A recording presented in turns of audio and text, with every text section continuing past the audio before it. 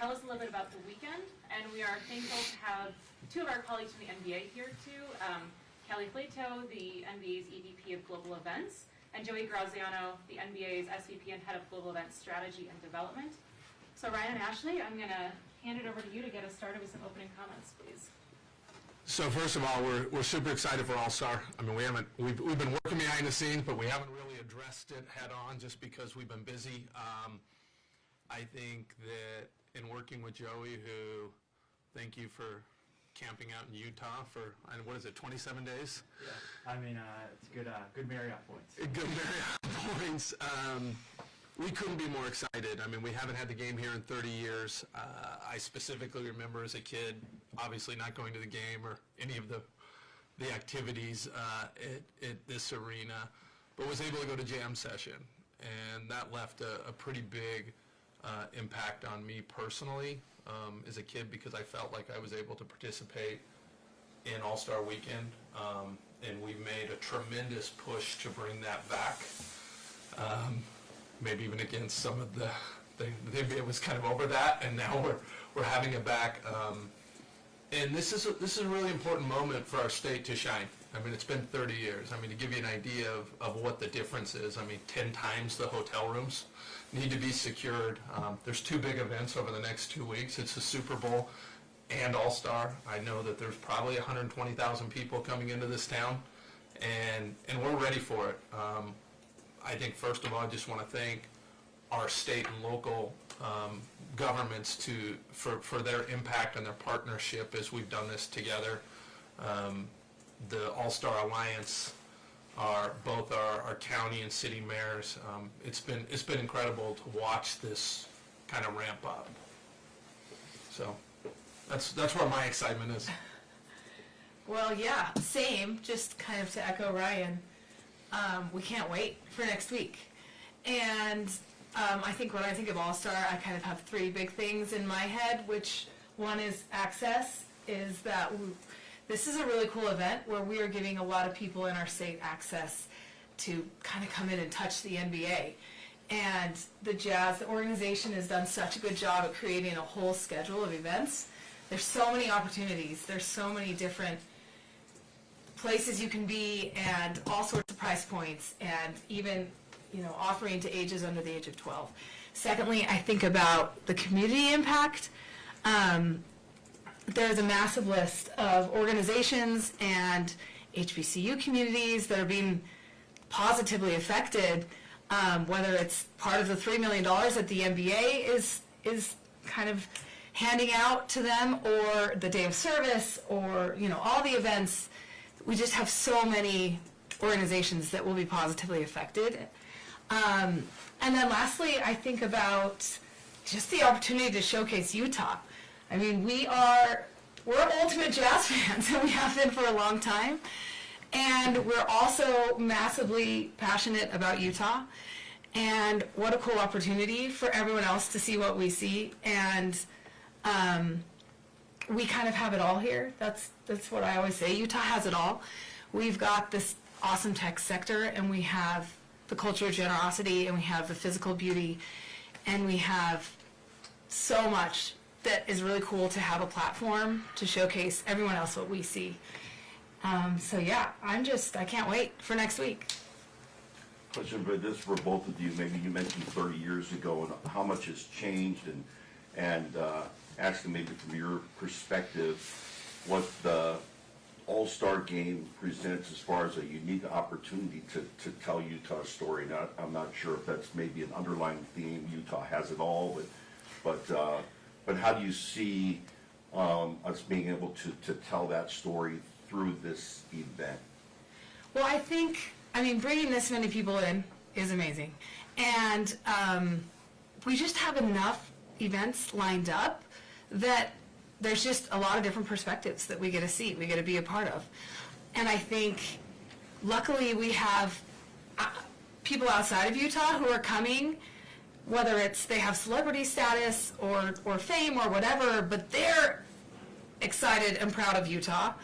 And so it's fun for the 120,000 people to be able to see it through their eyes and through our eyes, and kind of all these different events, whether it's the crossover and maybe a visitor gets to see the youth of Utah in one of these basketball courts, playing, or maybe they are going to a concert and they kind of get to see that fun vibe. There's just all the different stories are being told, I think, throughout the schedule. Yeah, I think the only thing I would add is just, I've been to All-Star games where people haven't wanted to go to that city or haven't been as excited. This is not one. I'll just tell you from the phone calls I'm getting to how many people we can't accommodate who want to be a part of the programming. And Joey's done a great job trying to navigate that, whether it's our legends who have played here, whether it's performers who want to be a part of it. I know from just the NBA governors how many people are coming in to ski and really, as Ashley said, just showcase the entire state. If we think about the tech conference, right, which is a big part, we are a prime example of not just theory about tech, what happens when it actually works and the growth of the state. And I think about it from a kid as like, okay, I used to drive up to Salt Lake and there was a massive gap between like American Fork and Bluffdale, right, or Sandy. That doesn't exist anymore. It's filled in with this massive tech hub, which, I mean, most states are pretty jealous of, because what that has done is brought jobs. It's created one of the fastest growing economies, #1 for upward mobility, and I think that's just getting started, and I think everyone gets to see that. Historically, people have come here. Everyone I talk to, I live in a world pretty much where most of my business colleagues are outside of here. They all pop in. But they would leave. There wasn't the infrastructure to get them to stay, and now people are saying, hey, wait a minute, I can work anywhere. I could actually live in this environment and be here. And we can look around both at Qualtrics or here at the Jazz at how many people are being imported into this state who are saying, wow, this is a breath of fresh air. Even a couple games ago when Travis Scott and those guys were here, like he came in at halftime and we're sitting watching the game and he just screams out, I love Utah. I was like, what was that? He's like, I love Utah. There's just something here that I love. I always come here, I see the mountains, I see everything. It's refreshing, it's wellness, it's healthy. Like, I love it here. And that's the vibe we get a lot. And that's a story we probably need to tell a lot more. Brian, I know people have no idea what kind of goes on behind the scenes. I've been to the last probably 10 All-Star games in different capacities, but can you give us an idea of, there's some similar elements in each All-Star weekend, but can you give us kind of an idea of, when you sit down with the NBA, how do you become different? What are some of the things you talk about to make this experience different than the one before and the one before? Well, so first, I'm going to actually let Joey take a crack at that first, because he's been at all of those and he can maybe explain why our effort as a Jazz organization, the state's different. I don't know what. Yeah, I would just say, our focus is to build a custom curated event for each All-Star that amplifies the value and vision not only of the league, but also of the host city. And what I have so appreciated about the partnership with the Jazz, in particular Ryan and Ashley, is how authentic and how personal this is. And so as we think about the things that matter and are going to come to life for all of our fans, not only locally but around the world, it's going to have those values sort of red thread throughout everything. And so we think about something like addressability that Ashley referenced, making sure that we are offering more opportunities for fans to be able to engage in All-Star, over 100,000 separate ticketed opportunities that will exist at this All-Star, a fan event that will be 4 times larger than we had last year. That sits with the two people sitting at this table. That was their vision from day one as we were having these conversations. But also, we're at this transformative moment in the league, in a state that I believe has been truly transformed. And you're going to see that come across in the way in which we think about the NBA app and NBA ID, that are programs that are going to bring what's happening here to our fans around the world. I think all of that is going to make for an All-Star that you have never seen before. And that's why we're so incredibly excited about the next 2 weeks. It's really going to be incredible. So I think if you think about Jam Session, I'll just give you one example of that. I specifically remember a meeting that we were at with Joey in the Salt Palace. And at Qualtrics, we've held events there every year for 20,000 people. And we literally walked every square inch together of the Salt Palace and walked through the run of show where Pitbull's going to be performing to how many basketball courts we're going to have there.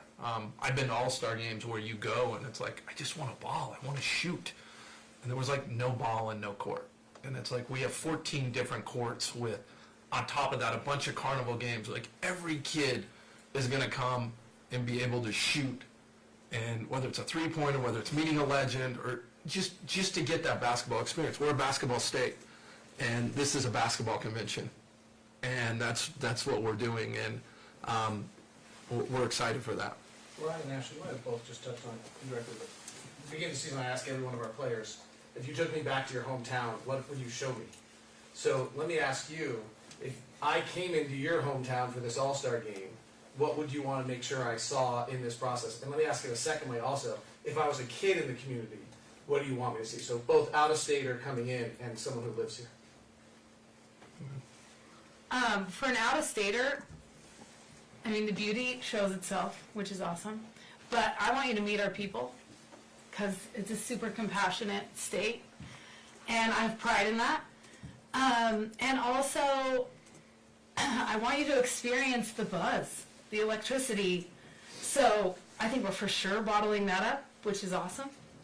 But for a youth, kind of the same thing, because I hope we're raising people who have as much pride as I do. I mean, I'm from Las Vegas, but I have so much pride in this state where I'm at now, and he has so much pride being here his whole life, but I hope we're raising this same pride, and I want them to come see the buzz as well, and I want them to see what Utah's capable of, and maybe see even past that, where they get to take it. So that's exciting, actually, to think about where the youth who might come to jam session can envision it being in 30 years. So that's exciting. I think for me, if I go back to even when we were in this process of wanting to be involved in the NBA, and it was looking very seriously like it wasn't Utah for a whole host of reasons, which we all know. And Ash was just like, no, we're Jazz fans. This is who we are. Nothing else feels real. And it kind of put me in my spot. And then to fast forward 2 years and kind of be in this spot where it's like, okay, we're here for a reason. What are we doing? And for me as a kid, I always felt like, you could do great things, but is it really possible in Utah? And I think what I want to show kids is that it's 100% possible in Utah. Utah's not going to get in the way of you accomplishing great things. It's actually the opposite. Like everything we have comes from this state. And I think we've seen the state constantly high marking and high marking and high marking. And, it's one of the things that we want to do is really highlight, because oftentimes, just like any state, you can show the lowlights, that's easy. But this state has so many highlights.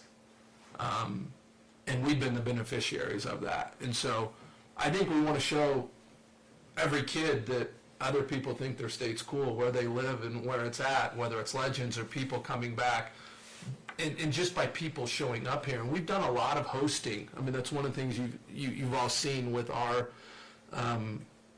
just kind of our ownership. There's every week there's just people up in Park City that are there that have never really connected the two. Or they come into town for whatever reason and people are just reaching out. We want to go to a game, and that's becoming a thing. And we get the same response every time. Wow, wow, wow. Your people, your fans, this experience is next level. So how do we show that throughout? And I agree with Ash. Like, one of the things that we have is, for the most part, and, I think people really enjoy the people of Utah. And so we want them out to integrate, not just people from out of town. So we've been focusing heavily on creating environments where if you are here in Utah, you can participate. I guess on the flip side of that, what kind of an opportunity, because you can see it around the arena, you've made a real push to accommodate players who are coming to Utah for the first time. what type of an opportunity is this to learn about what we still don't have, or what you can still offer, or how to grow? Yeah, that's a deep list. I mean, because that's a moving target. You know, someone in the league just won up, what don't we have, what don't we have, what don't we have? And we've started on that journey and saying, hey, like, how do we make sure that we're constantly innovating, kind of pushing the limits to what Utah can do. And there's a lot that you can control, and there's stuff that you can't control. But from our standpoint, I think we've curated a lot of that. Like, one of the things that we were working on was the west side of the stadium. And so with Cactus Jack, and what we're doing there is pop-up stores along the west side, the depot.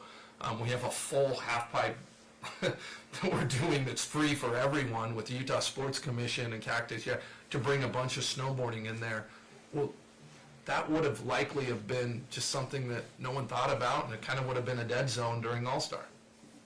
And so the ability to activate that is like, I hope everyone sees that and says, actually, that's a spot that should be that way all year round. And, you know, I think maybe some of these restaurants are like, okay, you know, maybe 11, 12 o'clock at night, we should stay open a little later, right? Because it can work. And, you know, go try to get a reservation for All-Star Week anywhere. After the events, it's going to be tough, right? And that's the impact of the local businesses. Whether it's even Airbnb folks or hotels, like, we're out of hotel. Are we out of hotel rooms? I think we're out of hotel rooms, right? I mean, people were staying down in Provo from what I could see. That's a push for every single business owner of, like, the art of the possible. Including new hotels that are opening up this week in the state. And so I think it all kind of gives us a push of what it could look like. And if you look ahead and you say, okay, everyone should be watching this, because with the Olympics coming and other events, I mean, this is going to be incredibly impactful. $250 million plus of economic impact in a 4 or 5 day period. That's pretty impressive. Ashley and Ryan, how 30 years ago, I got to experience two of my former teammates being able to participate in the All-Star Weekend. As this team has come together from its beginning to now, how special is it to have guys on this team that probably no one expected to really achieve much, be involved in this All-Star Weekend in Lowry? Yeah, I mean, well, it's part of the buzz and the energy of Utah is that we are a growth mindset state. We take things and we try and improve them. And I feel like that, obviously there's cases where that, you know, isn't always true, but for sure us, like, growth mindset oriented. And it feels like this team came together and everyone was ready to grow and improve. And it's just been a really fun year. And how incredible that we get to have players participate in the fun of next week. And it really adds to the narrative of Utah that we are producers, we are entrepreneurs. We get in and we build and we grow. And that's what this team has done in a very short amount of time, which is super cool, and it definitely adds to the vibe of the state. You didn't see that one coming? No, I think Will's done a great job at putting our guys in position. I remember speaking to the team earlier in the year, and we want everyone to have their happiest time here in Utah, and we want people to have their best years. And for most of the history of this franchise, that's kind of been the case if you actually think about it. And I think that people can get locked in here. They can get locked in on basketball, and I think that we're just kind of building off of that, you know, with Lowry coming in and doing what he's done, but also, you know, those that are going to be participating in other events. I just got the list of how many players are going to still be here just to hang out during All-Star. It's incredible, you know. It's actually pretty exciting. It's a little daunting because we got to make sure that they're all getting their experience as well, but that's fun. That also says a lot about the state, that everyone's not jetting off to Cabo. right? They want to be here and hang out. Just a question back to this idea. You think of, we think about the Super Bowl and different events that turn into just corporate events. There seems like this concerted effort to make sure that this is a community event, and specifically for, our younger generation.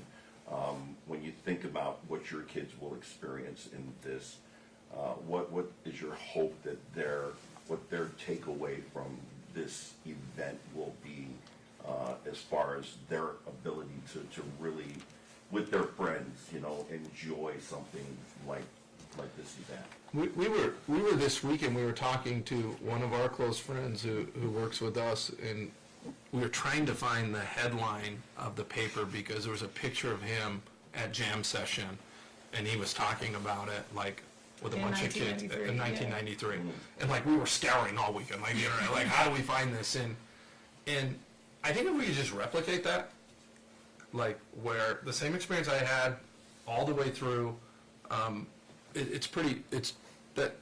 that's great. Like, I don't think we need more than that, is that everyone looks back and say, wow, that was incredible. Aside from the events we're talking about here, the amount of calls we're having from corporate sponsors or brands who want to activate during All-Star. We don't have enough spaces. Like, it is crazy what corporate brands, and I mean, there's always the TNT, Jordan, all of these. There's probably another 30 events going on every night where corporate brands are saying, hey, that's where we need to be. We have to be doing something, whether it's a brunch, a breakfast, or dinner. Like, we have to be having a presence there. And that's when I talk about corporate leaders, celebrities, everyone coming into town, that to me is a sign that Utah's a spot to be. And that doesn't always happen.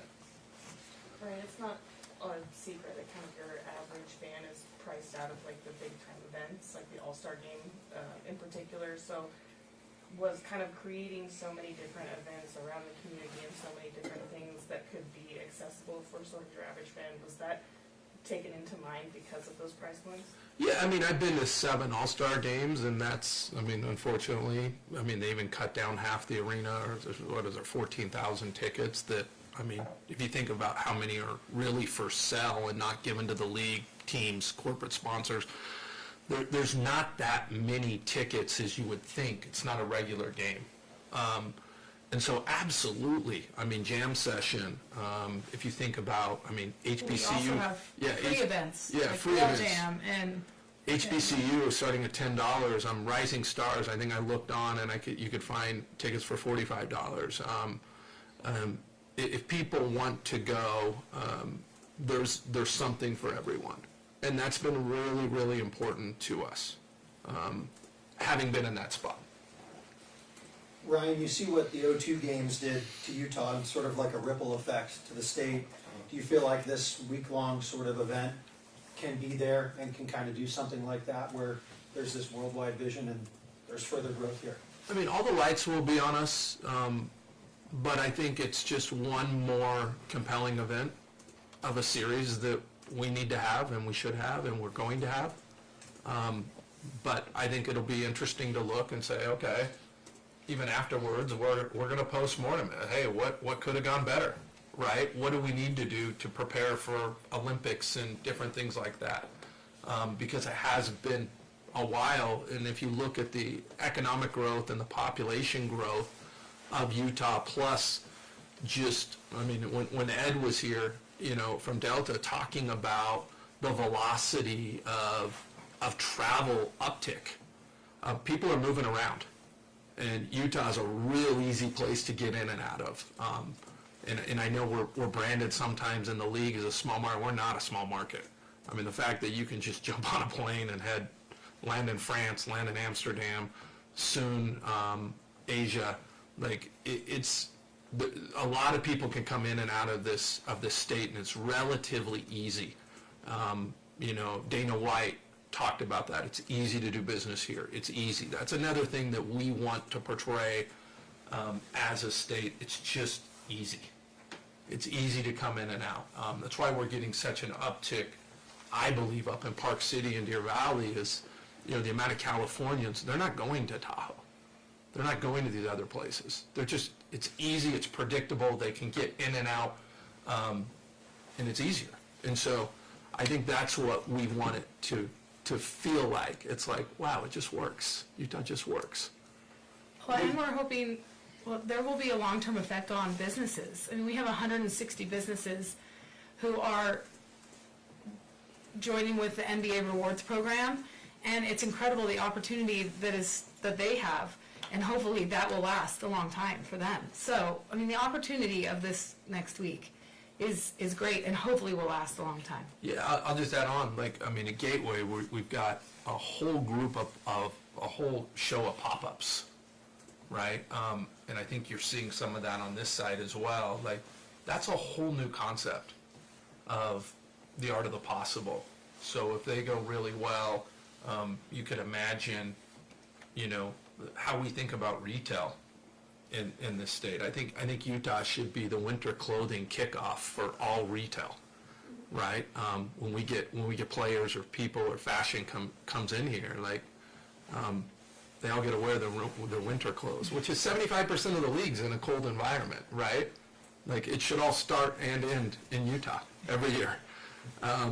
And so I think all of that is possible for us to kind of reach up and grab some of these new opportunities. Joey mentioned the number of events that are going to be happening over the week and over break.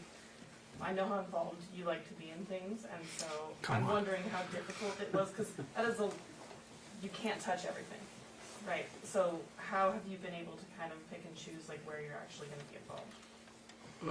Well, there's two of us. Yeah. And also, I mean, this organization's incredible. So we have amazing people around us.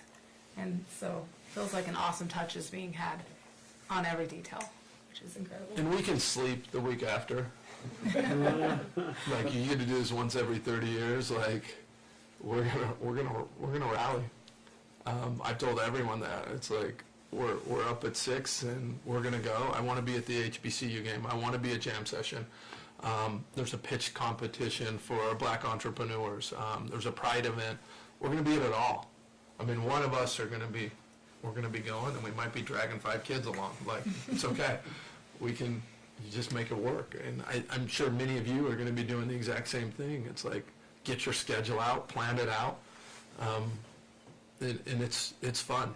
And I think we're going to try to learn from every single one. Some of it's going to go really well. I'm sure some of it, there's going to be success disasters, is what we call them, where too many people show up, and it's like, wait, that wasn't intended. And that's how we learn and grow. And I'll echo with Ash, our organization is awesome. The way they've been able to manage the season, manage this.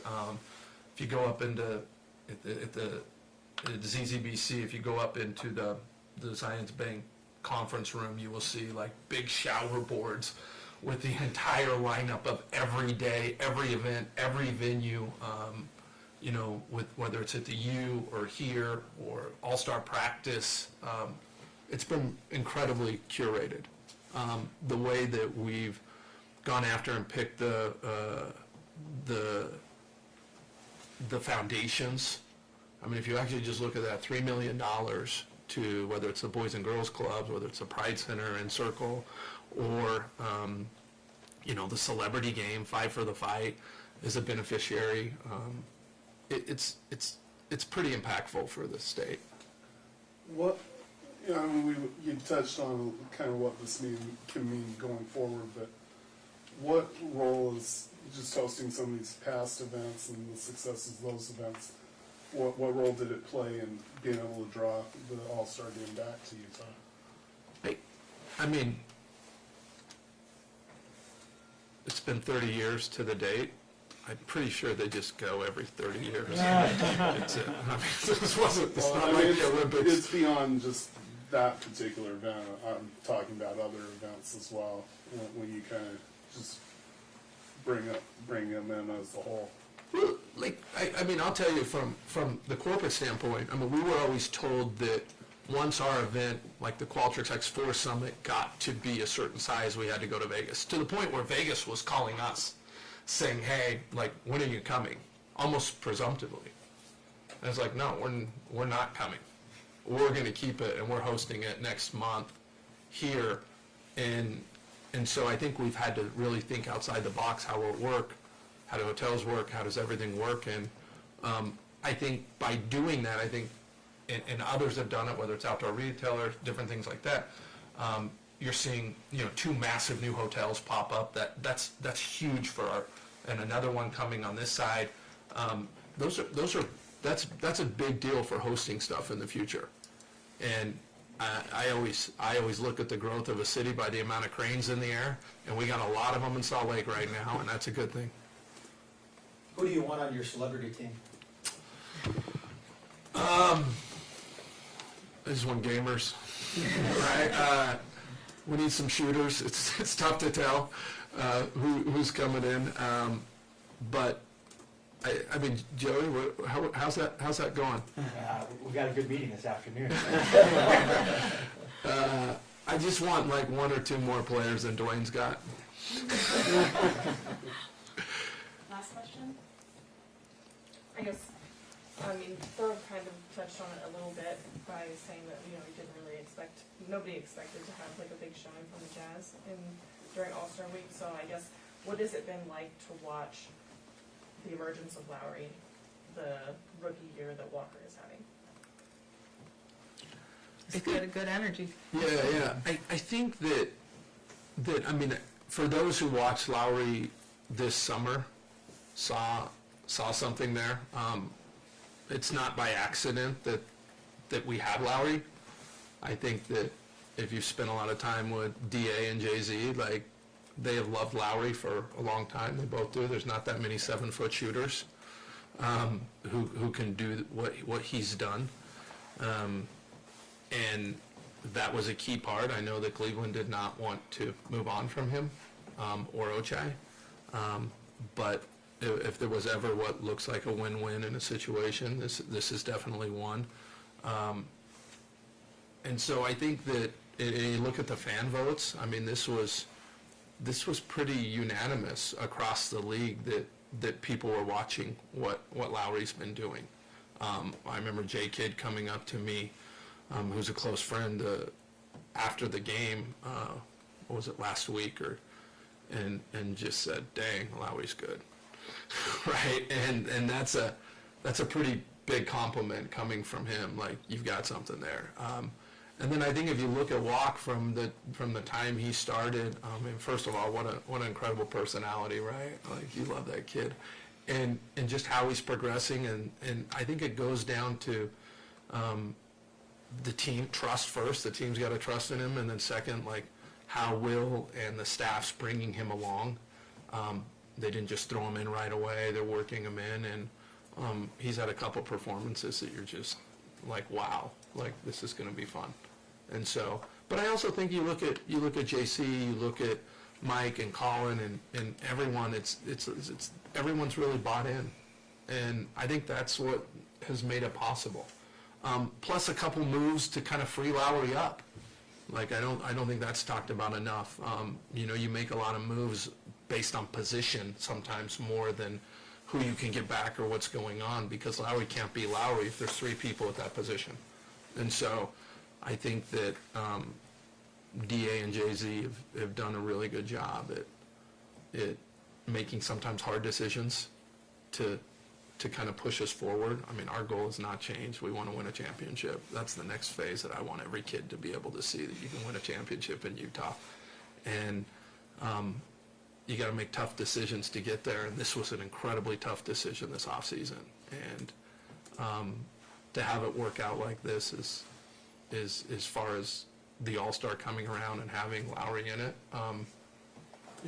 that's not the most important thing, but it definitely is just a little bite-sized kind of moment for everyone that I think everyone will remember. It's one of those lessons that you talk about down the road.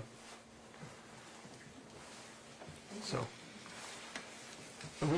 Joey, do you guys have other questions for Joey from the NBA? I'll ask questions if he wants to talk. Yeah, come on up here, Joey. Okay. That's right. Thanks, Ashley. Okay.